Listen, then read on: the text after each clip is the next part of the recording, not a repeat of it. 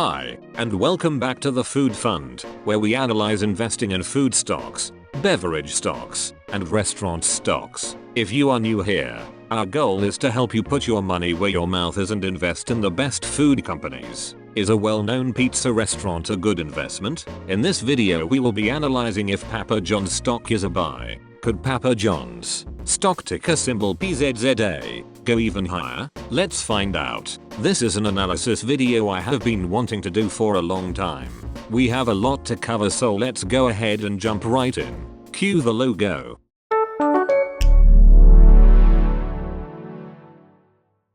Let's start with some background info on Papa John's International. Papa John's was founded in 1984 by John Shanter in Indiana when he converted his father's tavern into a pizza restaurant. Within a year, Papa John's had franchised its first location and began its national expansion. Their focus on high-quality ingredients and commitments to better ingredients led to their slogan "Better Ingredients, Better Pizza." They offer a variety of pizzas along with sides and desserts. Today, Papa John's boasts over 5,500 locations across the globe, with their headquarters located in Louisville, Kentucky. Now let's look at the price action. Starting with the 1-year chart, we see that Papa John's had a CAGR of about -33%. Zooming out to the 5-year chart, we see that Papa John's had a CAGR of 2%. Papa John's had been a stagnant mover but has plunged ever downwards over the past 12 months. A backtest comparison reveals Papa John's underperformance compared to the S&P 500 over a long period. A $10,000 investment in Papa John's would have shrunk to $7,940, resulting in an annualized return of -5.09%. In contrast, the S&P 500 would have grown the same initial investment to $17,515, reflecting a strong CAGR of 13.53%. Papa John's investment also exhibited significantly higher volatility, with a standard deviation of 38.00% compared to the S&P 500's 19.08%. This volatility is further reflected in the best and worst year performances. Papa John's best year saw a gain of 58.88%, while the S&P 500 gained 28.74%. Conversely, Papa John's worst year resulted in a loss of 38.11%, compared to the S&P 500's decline of 18.17%. The maximum drawdown, which represents the peak to trough decline, was also worse for Papa John's at -63.23% compared to -23.93% for the S&P 500. Finally, risk-adjusted return metrics like Sharpe ratio and Sortino ratio further emphasize Papa John's underperformance. The Papa John's investment had a Sharpe ratio of -0.01 and a Sortino ratio of -0.02, indicating poor risk-adjusted returns. In contrast, the S&P 500's Sharpe ratio of 0.65 and Sortino ratio of 1.01 demonstrate a better balance between return and risk. Now let's hop over to market share and take a look at Papa John's market share. Here we have the dashboard, where we can quickly gather a lot of information at a glance. Expanding the dashboard, we can look under restaurants and see that Papa John's is categorized under fast food restaurants. Expanding the fast food restaurants tab, we can see that Papa John's does not have a large market share. More worrisome, Papa John's is not growing. Let's look closer at the year-by-year changes in market share. So we come down here and type in the ticker symbol for Papa John's, PZZA, and see that the market share is 0.25% out of the publicly traded food, beverage, and restaurant stocks currently in the market. Again, the worrisome thing here is not the small market share, but that the company is losing market share. The 5-year market share CAGR for Papa John's is -3.62%. This means that Papa John's market share is steadily declining, year after year, as compared to the wider industry. If we start in 2020, we see that the market share was 0.28%, 0.276% in 2021, 0.254% in 2022, 0.249% in 2023, and 0.249% over the trailing 12 months. These findings help explain the dramatic share price fall and spell massive trouble for the company ahead. Let's take a look at the fundamentals to learn more. Gross margin is 31%. This is on par for similar restaurant companies. Revenue has compounded at around 5% over the past 5 years and has reached over $2.12 billion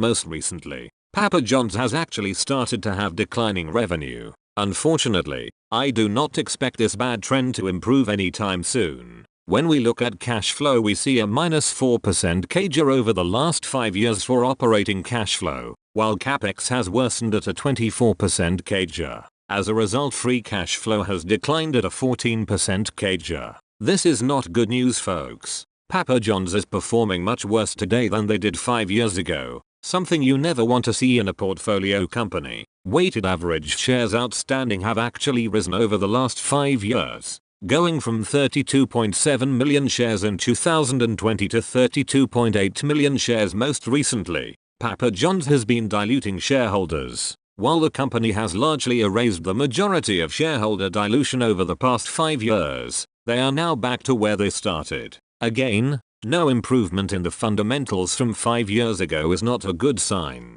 Now let's view return on invested capital. Return on invested capital has grown from 11.9% in 2020 to 17.8% most recently. This is the first good trend we have seen for the company. Management at least knows how to drive earnings from their investments. However, if free cash flow continues to decline, the company will not have internal capital to invest. Another favorite metric is cash conversion cycle, a measure of operational efficiency regarding supplier and payer leverage as well as inventory control. Going from 17 days in 2020 to 12 days most recently, Papa John's has gotten more efficient over time. However, the positive value is still bad and I would hope that management can further improve this metric. Now, let's look at Papa John's debt. The net debt to EBITDA has grown over time, going from 2.8 in 2020 to 4.1 most recently. This is not good. Papa John's has taken on more debt but has not grown earnings to keep pace. Last,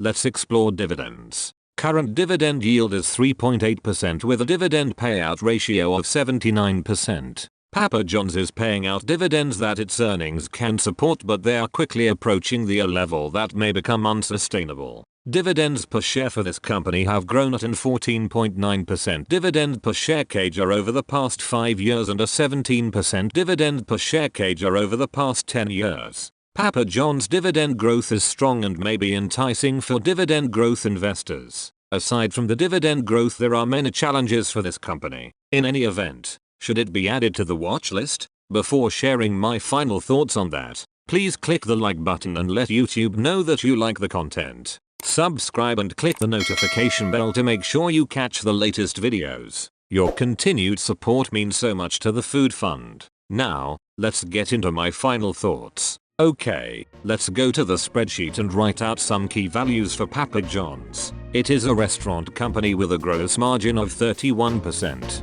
The 5-year revenue per share CAGR is 5% and the 5-year free cash flow per share CAGR is -14%. Despite having a decent gross margin and essentially no dilution over the past 5 years, per share revenue growth is subpar and free cash flow is actually declining. Not good. A return on invested capital of 18% is okay, but I would like to see more consistent growth over time. Next, the cash conversion cycle of 12 days is high but has been improving. Hopefully this trend continues. Concerning debt, a net debt to EBITDA of 4.1 means that it would take Papa John's a little over 4 years of earnings to pay back their debt. So from a fundamental standpoint, Papa John's does not look good. Now let's switch our attention over to valuation. Papa John's is undervalued relative to the S&P 500 with a ratio of 0.7.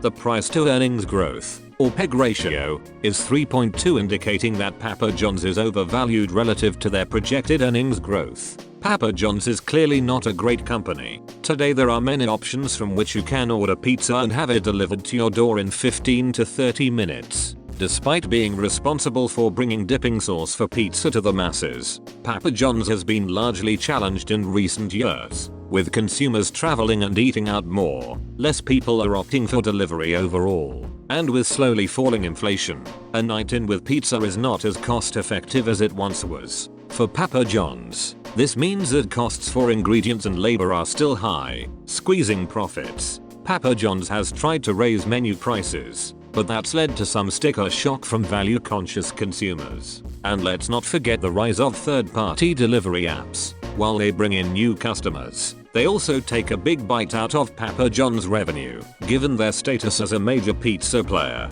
the company is trying to adapt. They're focusing on deals and value offerings to keep customers hooked. They're also investing in technology to improve delivery times. But the road ahead to recovery will likely be tough. For me, Papa John's is not going on the watch list. Many thanks for watching. What do you think about Papa John's poor performance? Please share your thoughts below. It is always great to hear from you. Please check out some more videos right now and don't forget to put your money where your mouth is.